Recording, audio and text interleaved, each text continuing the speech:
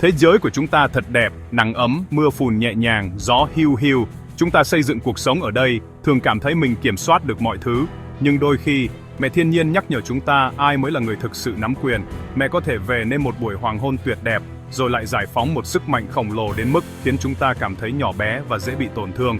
Đây không phải là chuyện hư cấu, đây là sức mạnh thô sơ, hoang dã của hành tinh chúng ta. Lốc xoáy, bão và sét là ba trong số những hiện tượng tự nhiên ấn tượng và tàn khốc nhất.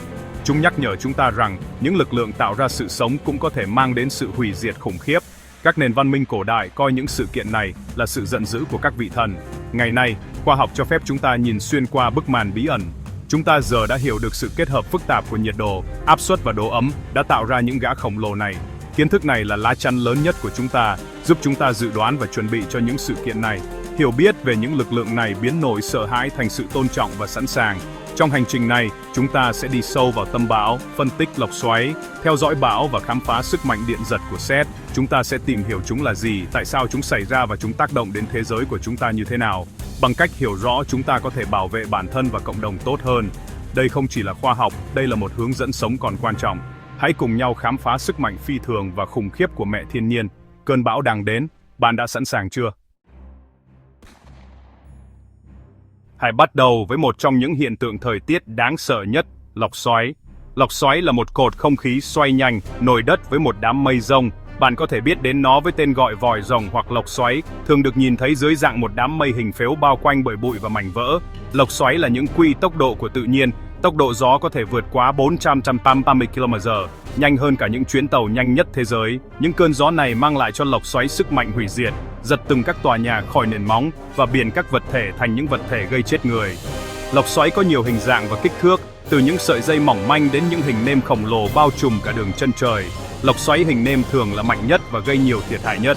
Một số lốc xoáy chỉ rộng vài chục mét, số khác có thể rộng hơn 1 dặm. Đường đi của chúng không thể đoán trước.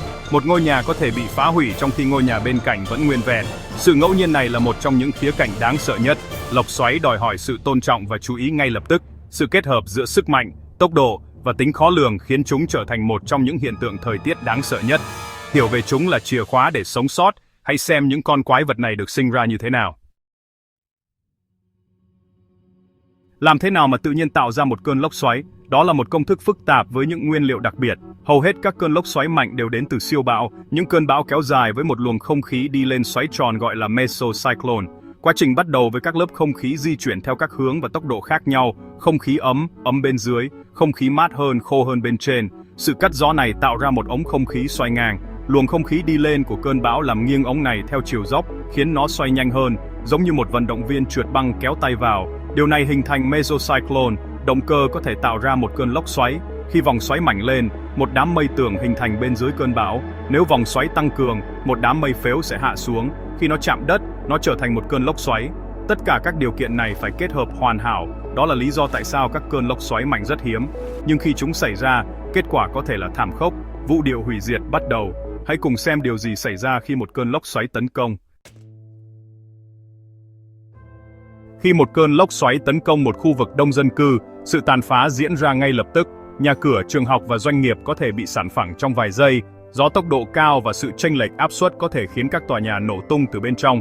Cơ sở hạ tầng bị tê liệt, đường dây điện đổ, đường bị trần, thông tin liên lạc bị mất, sinh quan bị tàn phá, đồ đạc cá nhân bị văng xa hàng dặm. Thiệt hại về người là bi thảm, mạng sống bị mất, cộng đồng bị tan vỡ. Trận lốc xoáy Tri-State năm 1925 ở Mỹ vẫn là trận lốc xoáy chết chóc nhất, giết chết gần 700 người và xóa sổ toàn bộ thị trấn. Nó đã thúc đẩy sự phát triển của hệ thống dự báo và cảnh báo lốc xoáy hiện đại. Việt Nam, mặc dù nổi tiếng hơn về bão, cũng phải đối mặt với lốc xoáy, được gọi là rồng cuốn hoặc vòi rồng. Những cơn lốc này thường nhỏ hơn nhưng vẫn nguy hiểm, như đã thấy ở tỉnh Bạc Liêu vào năm 2023, nơi hàng trăm ngôi nhà đã bị hư hại. Ngay cả những cơn lốc xoáy nhỏ cũng có thể gây ra nỗi kinh hoàng và thiệt hại kinh tế đáng kể.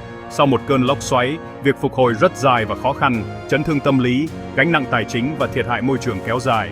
Tuy nhiên, những câu chuyện về sự kiên cường xuất hiện, hàng xóm giúp đỡ hàng xóm, cộng đồng xây dựng lại. Những sự kiện này nhắc nhở chúng ta về sự dễ bị tổn thương của mình, nhưng cũng về sức mạnh của chúng ta. Hậu quả là một minh chứng cho tinh thần con người.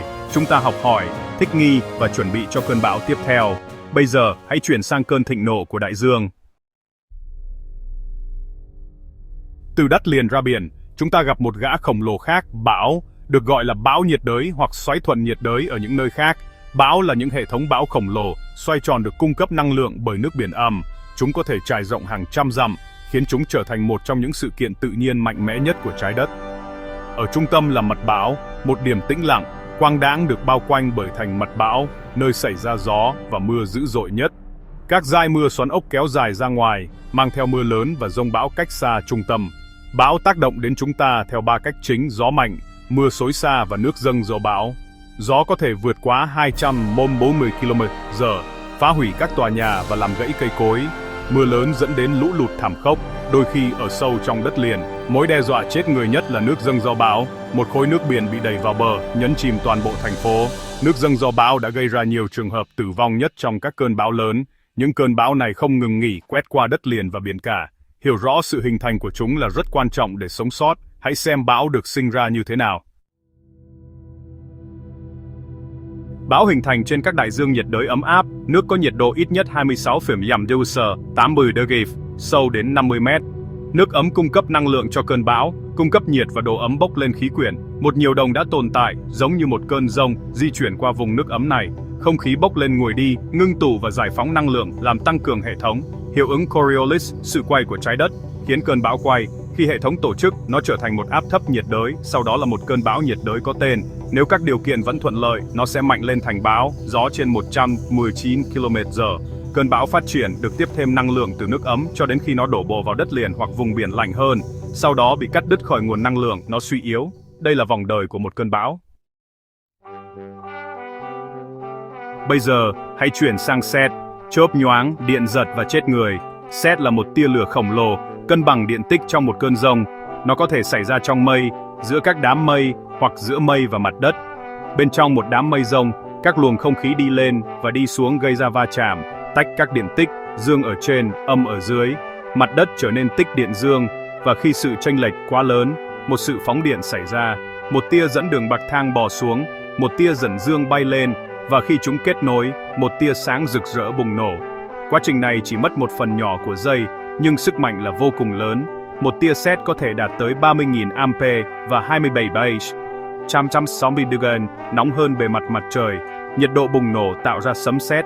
Sét đẹp nhưng chết người, có khả năng giết chết, gây thương tích và gây cháy rừng. Hãy tôn trọng sức mạnh của nó và biết cách giữ an toàn. Hiểu được sức mạnh của tự nhiên là rất quan trọng, nhưng biết cách hành động có thể cứu sống bạn. Đối với lốc xoáy, hãy có một kế hoạch và hành động nhanh chóng, tìm nơi trú ẩn trong tầng hầm hoặc phòng bên trong, tránh xa cửa sổ, che đầu và cổ, và ở yên cho đến khi nguy hiểm qua đi. Bão cho chúng ta nhiều cảnh báo hơn, hãy tận dụng thời gian để củng cố nhà cửa, chuẩn bị đồ dùng và lắng nghe các quan chức. Nếu được yêu cầu sơ tán, hãy làm điều đó sớm. Nước dâng do bão rất nguy hiểm, và không có tòa nhà nào có thể chịu được nó. Mạng sống của bạn là vô giá, tài sản thì không. Lên kế hoạch tuyến đường sơ tán của bạn và giúp đỡ người khác nếu bạn có thể. Đối với sét, hãy nhớ, khi sấm sét hãy vào trong nhà. Nếu ở ngoài trời, hãy tìm nơi trú ẩn trong ô tô có cửa sổ đóng kín, tránh những cánh đồng trồng, định đồi và các vật thể cao. Đừng nằm phẳng, hãy tan ra nếu ở trong một nhóm. Trong nhà, tránh xa cửa sổ, tránh điện thoại có dây và không chạm vào hệ thống ống nước hoặc thiết bị điện. Thông tin là cách phòng thủ tốt nhất của bạn. Hãy đầu tư vào một đài phát thanh thời tiết có pin dự phòng. Lập kế hoạch liên lạc gia đình và tìm hiểu hàng xóm của bạn. Cộng đồng được chuẩn bị là cộng đồng kiên cường. Bằng cách hợp tác, chúng ta giảm thiểu rủi ro từ cơn thịnh nộ của tự nhiên. Chuẩn bị cứu sống, hãy luôn cập nhật thông tin, giữ kết nối và giữ an toàn.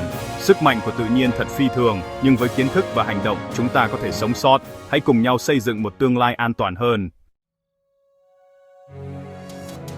Chúng ta đã khám phá lốc xoáy, bão và sét, những lực lượng mạnh mẽ nhất của tự nhiên. Đây không phải là hành động trả thù, mà là kết quả của vật lý khí quyển. Chúng là một phần của hệ thống khí hậu trái đất, truyền năng lượng và duy trì sự cân bằng. Thử thách của chúng ta không phải là chinh phục chúng, mà là cùng tồn tại một cách thông minh. Tôn trọng là bước đầu tiên. Đừng bao giờ đánh giá thấp một cơn bão hoặc bỏ qua một cảnh báo. Kiến thức biến nỗi sợ hãi thành sự tiên đoán, cho phép chúng ta dự đoán và chuẩn bị kết nối sự hiểu biết và sự sống còn.